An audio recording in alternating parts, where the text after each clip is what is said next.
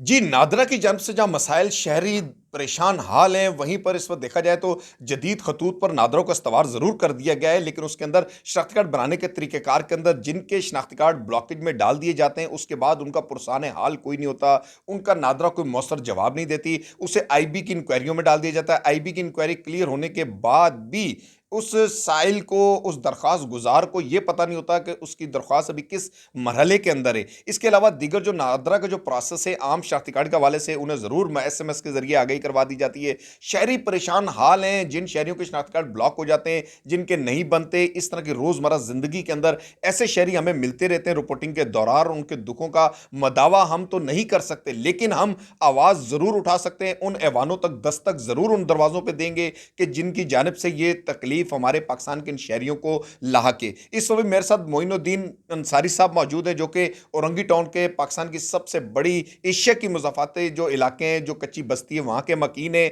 और औरंगी टाउन के ये मसाइल इनके साथ है कि इनके 4 शनाख्ती कार्ड नादरा से पहले इश्यू हो चुके हैं। इनके वालिद साहब 1971 के अंदर पाकिस्तान आर्मी के अंदर थे। आर्मी की जानिब से जब सकूत डाका हुआ, वहाँ उनकी गिरफ्तारी हुई, उसके डॉक्यूमेंट्स भी इनके पास हैं। जैसा कि मैं स्क्रीन पर दिखा सकता हूँ कि ये वो लेटर है जो उनकी गिरफ्तारी का पाकिस्तान आर्मी की जानिब से वो थे।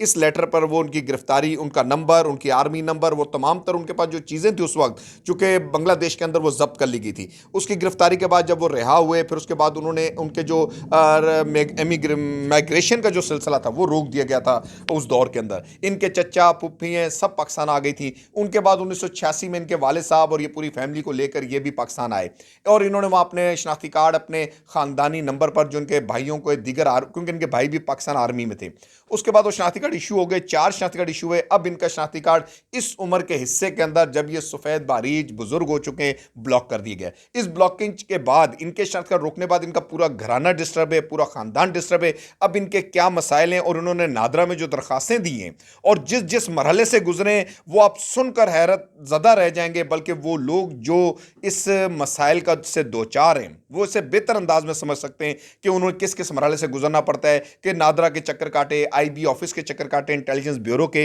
इसके साथ ही इन्होंने वफाकी मोतसिब का दरवाज़ा टकटकाया। वफाकी मोतसिब के बाद दोबारा इन्होंने शनाख्ती कार्ड के दफ्तर चेंज होने के बाद अवामी मरकज़ एक दूसरे मेगा सेंटर में जाकर उसका दरवाज़ा टकटकाया। फिर उनके बोर्ड का भी सामना करने को तैयार हैं, ताहाल इनका शनाख्ती कार्ड नहीं बन सका। अब इनसे जानते हैं इन्हीं की ज़ुबानी कि आपने अपने ये तमाम आपको डॉक्यूमेंट्स, ठीक है, आपके वालिद साहब का शनाख्ती कार्ड है, वालदा का है, भाइयों के हैं, आपके शनाख्ती कार्ड हैं, आपकी फैमिली के हैं जब इशू कराए गए, आर्मी का वो लेटर भी मौजूद है जो आपके वालिद साहब की जॉब और गिरफ्तारी के हवाले से था।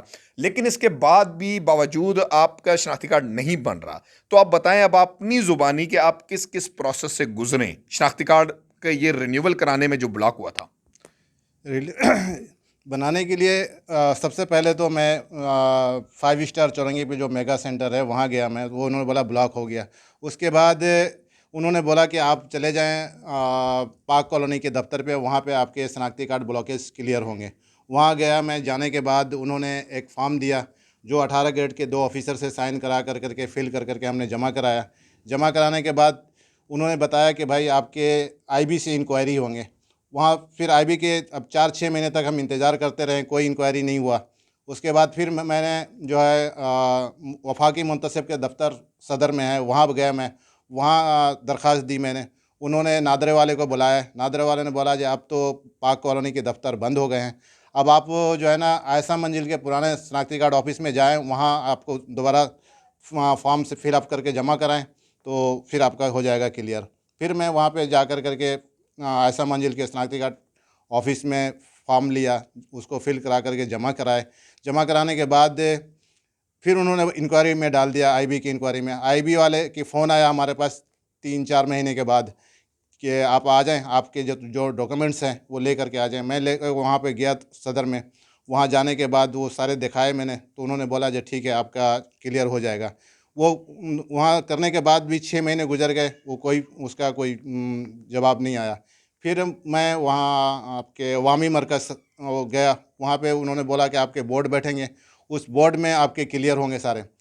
फिर मैंने बोर्ड के लिए गया, तो अब वो 2 दफ़ा वहाँ, बल्कि कई दफ़ा मैं वहाँ चक्कर लगाया, वो कभी कोई साहब नहीं आ रहे हैं, कभी कोई साहब नहीं आते हैं। जब जाते हैं पूरे दिन लाइन लगाने के बाद जब वहाँ काउंटर में पहुँचते हैं तो बोलते हैं आप अभी ये मसला है, अभी ये साहब नहीं है, अभी दूसरे दिन आए, पूरे बोर्ड बैठेंगे तो फिर उसके बाद आपका फैसला होगा। इस तरह करके 3 साल गुजर गए, मैं परेशान हूँ। हमारे घर तो के ये बताएं जी कि 3 साल से आप शनाख्ती कार्ड बनाने के लिए इनके दफातर के चक्कर काट रहे हैं और नादरा का इतना जदीद निज़ाम होने के बावजूद ऐसा मौसर निज़ाम नहीं है कि एक ही छत के नीचे एक ही टेबल पर ये मसाइल हल हों या एक ही जगह पर हों। बारहा बार नए नए दफ्तरों में जाना, नए नए सिरे से प्रोसेस कराना, नए सिरे से उनको पूरी अपनी राम कहानी सुनानी, ये तरीक़ेकार जो शहरियों के लिए तकलीफ दे। अब आप बताएं कि आपके जो मसाइल हैं कि इसके बाद जब शनाख्ती कार्ड बंद हो गया, आपके बच्चों के दाखिलों के भी इश्यूज़ हैं, बच्चों के इशू, वो मसाइल ज़रा बताएं, किस किस ज़िंदगी की जो दुश्वारियां आप देख रहे हैं अवाम को बताएं, ताकि उन अकाबरीन तक, उन जिम्मेदारान तक भी ये बात जाए और जिनके शनाख्ती कार्ड नहीं, आप उनके लिए भी आवाज़ बने। क्या क्या मसाइल बताएं। मसाइल ये, जैसे हमारी 6 बेटियां हैं, हम बेटे कोई नहीं है हमारे पास, 6 बेटियां हैं हमारे। 6 बेटियों के 3 बच्ची के मैंने शादी कर दिया, अब उनके शौहरों के साथ उसकी शनाख्ती कार्ड बनाना है। अब उनके शनाख्ती कार्ड नहीं बन रहे हैं। उनके बच्चे हैं, उनके स्कूल में दाखिला कराना है, वो नहीं बन रहे हैं। अभी एक चौथी बेटी है हमारा, वो मैंने हेमोपैथिक का कोर्स कराया है, DHMS का कोर्स कराया। अब उसका रजिस्ट्रेशन नहीं है, 4 साल के कोर्स कंप्लीट हो गए, लेकिन उसका सर्टिफिकेट नहीं मिल रहा कि आप हमारे शनाख्ती कार्ड की वजह से उसके रजिस्ट्रेशन नहीं हो रहा। उसके बाद अभी हमने एक बच्ची को सर सैयद कॉलेज में दाखिला कराया, अब उसके दाखिला नहीं हो पा रहे हैं, जो बोल रहे हैं आपके शनाख्ती कार्ड नहीं है, आप शनाख्ती कार्ड नहीं हो पाएगा। अभी एक क्लास 9 में हमारी बच्ची को बोर्ड के फीस जमा कराया, अब उसको बर्थ सर्टिफिकेट चाहिए, कंप्यूटराइज बर्थ सर्टिफिकेट। वो उस कंप्यूटराइज बर्थ सर्टिफिकेट तो बना हुआ हमारा, लेकिन कंप्यूटराइज नहीं है। अब वो कंप्यूटराइज करने के लिए अब हमारी शनाख्ती कार्ड की ज़रूरत है, वो नहीं बन पा रहा। तो हमारे सिम ब्लॉक हो गए, हमारे अकाउंट्स बंद हो गए, कुछ भी हम पूरी फैमिली हमारी डिस्टर्ब है, हम कोई काम नहीं कर पा रहे हैं। जी, इस हवाले से जहां हम तालीम के फ़रोग के लिए सिंध गवर्नमेंट तनावा है, तनाव उनकी जानब से ये दिया जाता है, हेल्थ एमरजेंसी के साथ साथ एजुकेशन एमरजेंसी का यहाँ नफाज किया हुआ है और बिल्कुल इस पर अमली इकदाम करती हुई सिंध गवर्नमेंट नज़र आती है। वहीं पर एक जानब एक पूरे घराने की तालीम का निज़ाम मुतासर हो रहा है कि वो बच्चियाँ दाखिला नहीं ले सकती, उनके आगे एडमिशन फॉर्म 9-10 के नहीं जा सकते, आगे मेडिकल के अंदर या होम्योपैथी के अंदर जाना चाह रही, वहाँ दाखिले नहीं ले सकते। ये वो मसाइल, सिमें ब्लॉक हो गई, अकाउंट्स ब्लॉक हो गए, इंसान बिल्कुल लाचार हो जाता है कि उसकी तमाम तर जिंदगी की सहूलियात और जो मुआशरे में जीने के लिए एक मुल्क के अंदर रहने के लिए जो सहूलियात हैं वो उनकी तमाम सलब कर ली गई हैं। इसके साथ ही इनके जो मसाइल हैं, इन्होंने जहां जहां चक्कर भी काटे, वहां पर आप जब जाते रहे होंगे तो उन लोगों को आपने चाय पानी कितने हज़ारों रुपया भी आपका तो लग चुका होगा। जब भी जाते हैं हमारे, अब हम मजदूरी काम करते हैं, गारमेंट्स में काम करते हैं, जब जाते हैं वो हमारी पूरी दिहाड़ी ख़राब होती है। उसके बाद वहाँ जब जाते हैं, चाय पानी, इसको पैसे दो उसको पैसे दो, लेकिन कोई पैसे देने के बावजूद भी हमारे काम अभी तक नहीं हो रहे हैं। जी, इस सवाल से पैसे भी वो उनके ज़ाया हो रहे हैं, उनकी नौकरियां भी जा रही हैं, वो भी दाव पर लगी हुई हैं, घर भी मुतासर है, रोज़ाना एक नई आस उम्मीद के साथ दफातर में जाते हैं लेकिन उसको मायूस लौटते हैं। वो लम्हा क्या होगा, वो अगर आप पर गुजर रही होगी तो आप उस दर्द को, उस तकलीफ को समझ सकते हैं। इसके साथ ही इनके जो मसाइल हैं, इनके साथ पूरे पाकिस्तान के अंदर ऐसे लोग हैं, इनके बच्चे जो पाकिस्तान में पैदा हुए, पाकिस्तान में पले बड़े, इनके शनाख्ती कार्ड, इनके वालिदैन की पाकिस्तान आर्मी के लिए जो खिदमात हैं उनको भी रद्द पसे पर्दा डालते हुए आप क्या मैसेज देना चाहते हैं? अब तो देखें, अब मेरी वाइफ, हालांकि उसकी पैदाइश यहीं पे है, उसकी शनाख्ती कार्ड भी हमारे वजह से उसकी शनाख्ती कार्ड भी नहीं बन पा रहा।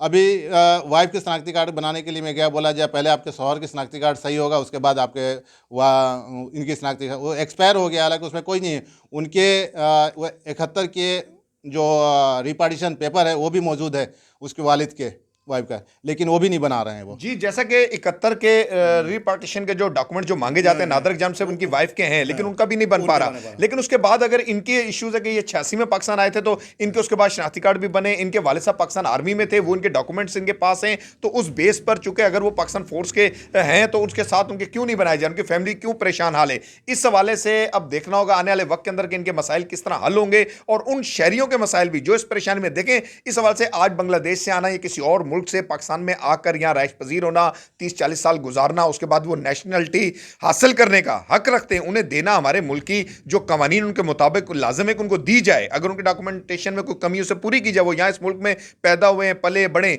इसी तरीके से आज हमारे पाकिस्तानी दुनिया के दिगर ममालिक के अंदर, अमेरिका, इंग्लैंड, यूरोप या किसी भी मुल्क के अंदर वो नेशनल है वहां पर, तो उन्होंने भी इसी तरीके से वहां गए। उन ममालिक ने यह फर्क नहीं रखा कि ये पाकिस्तानी है तो इन्हें नेशनलिटी नहीं देनी। उन्होंने अपने कानून के तकाजों के मुताबिक उन्होंने नेशनलिटियां दी, जहाँ कमियां खामी हुई उन्हें भी पूरी की। बल्कि अमेरिका जैसे मुल्क के अंदर एक बच्चा अगर वहां पैदा होता है तो उसे वहां नेशनल कर दिया जाता है। हमारे मुल्क के अंदर वो बच्चे आए, पले, बड़े, उसके बाद आज उनके नेशनलिटियों के लिए उनके वालिदैन दर दर की ठोकरें खाने पर मजबूर हैं। ये लम्हा फिक्रिया है हमारे इन पाकिस्तानियों के लिए और इमिग्रेंट पाकिस्तानियों के लिए जो माइग्रेशन करके पाकिस्तान में है। ये हमारे लिए खास तौर पर इनके लिए डेस्क अलग बनाना चाहिए। नादरा के अंदर भी इनका डेस्क अलग होना चाहिए, जहां पर इनके लिए फौरी तौर पर इन्हें रिलीफ दिया जाए, इनके मसाइल को हल किया जाए। और जो ब्लॉक शनाख्ती कार्ड हैं उनके लिए एक छत के नीचे एक टेबल पर एक काउंटर पर यह मसाइल हल करने के लिए तमाम तर इंतजाम करने चाहिए। अब डिजिटल दौर है, ऑनलाइन सिस्टम है, इन्हें दर दर की ठोकरों पर मजबूर ना किया जाए, इनके मसाइल की तरफ खास तवज्जो देनी होगी। ये वो अवामी मसाइल हैं जिन्हें न्यूज़ वन के प्लेटफॉर्म से मैं आपका होस्ट नदीम शहजाद लेकर हाजिर हुआ हूं और उम्मीद करता हूं कि मोइनुद्दीन अंसारी की समेत पाकिस्तान के अंदर इस तरह के जितने भी इश्यूज हैं उनको हल करने के लिए नादरा और नादरा से वाबस्ता दीगर इदारे जरूर इस पर अमली इकदाम करेंगे। जी।